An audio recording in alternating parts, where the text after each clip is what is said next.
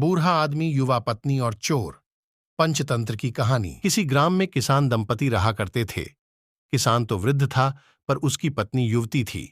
अपने पति से संतुष्ट न रहने के कारण किसान की पत्नी सदा पर पुरुष की टोह में रहती थी।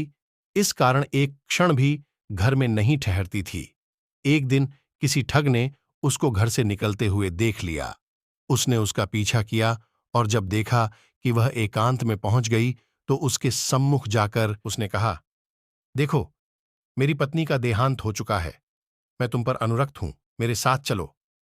वह बोली, यदि ऐसी ही बात है तो मेरे पति के पास बहुत सा धन है।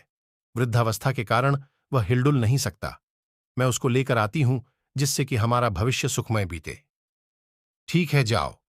कल प्रातःकाल इसी समय इसी स्थान पर मिल जाना। इस प्रकार उस दिन वह किसान की स्त्री अपने घर लौट गई।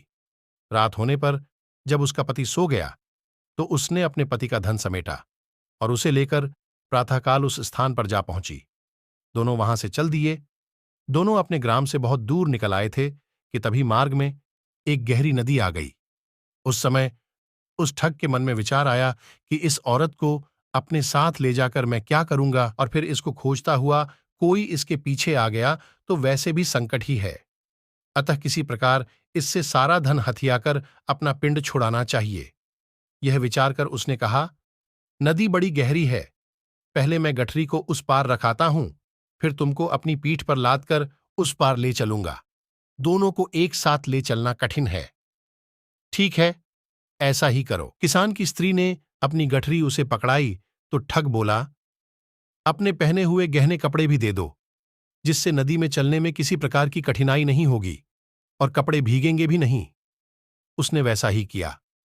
उन्हें लेकर ठग नदी के उस पार गया तो फिर लौटकर आया ही नहीं।